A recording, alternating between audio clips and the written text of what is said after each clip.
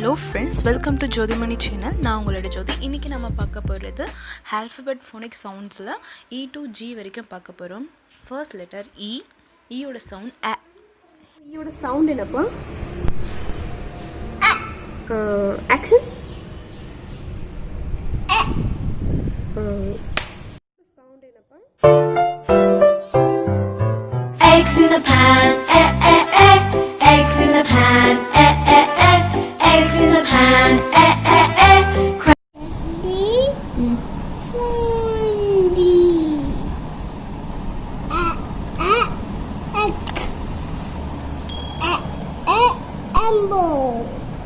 Next. Elephant. Ending. Eight. அடுத்த letter F. F ஓட sound f. Sound என்னப்பா? Action பண்ணுங்க.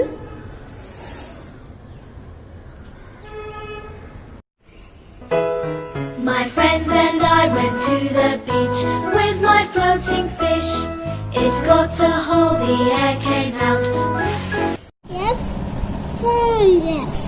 F ஓட sound. Okay.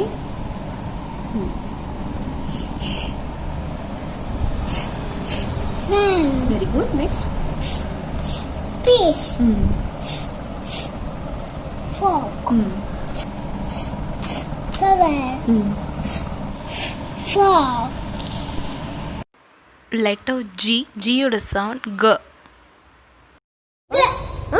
G. Super. Action பண்ணுங்க. G. G. G. G. G. G. G. Down the drain, the water gurgles down the drain. The water gurgles down the drain with a gurgle. Capital D. Phone D. G ஓட sound. G. G.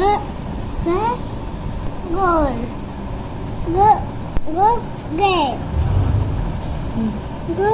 G. Get. G. G. Goat. G. G. Dash. Letters sound வந்து குழந்தைங்க கற்றுக்கிட்ட பிறகு இந்த மாதிரி அந்த டெய்லியே வந்து அன்றைக்கி என்ன சவுண்டு கற்றுக்குறாங்களோ இப்போ ஒரு லெட்டர் இ சொல்லி கொடுத்திங்கன்னா அந்த இ லெட்டருக்கு வந்து இந்த மாதிரி 4 லைன்ஸ் நோட்லேயே இல்லை நார்மல் நோட்லேயே வந்து இ எழுத வைங்க, கேப்ஸ் அண்ட் ஸ்மால் ரெண்டுத்துலேயுமே எழுத வைங்க. அப்போ தான் வந்து அந்த சவுண்டு வந்து குழந்தைங்க வந்து கற்றுக்கும் போதும் இந்த ஸ்மால் லெட்டர்ஸும் அந்த கேப்ஸ் லெட்டர்ஸ்லையும் கற்றுக்கும் போதும் எங்கே அந்த லெட்டர்ஸை பார்த்தாலும் அந்த சவுண்டை வந்து அவங்க கரெக்டாக உச்சரிக்கிறதுக்கு ரொம்ப ஈஸியாக இருக்கும். இல்லைனா புக்ஸ் எடுத்து படிக்கும் போதும் அந்த சவுண்டை கொஞ்சம் கன்ஃபியூஸ் ஆவாங்க. ஸோ 2 லெட்டருமே ஒரே நேரத்தில் இந்த மாதிரி கற்றுக்கும் போதும் அவங்க ரொம்ப ஈஸியாக கற்றுக்கலாம் அந்த சவுண்ட்ஸை. என்ன லெட்டர் அது? D. இது F. இது D. ஓகே. F ஓட சவுண்ட் என்னது? Very good. ஓகே. G ஓட சவுண்ட்? G. Very good. அப்போ E ஓட சவுண்ட்? Very good.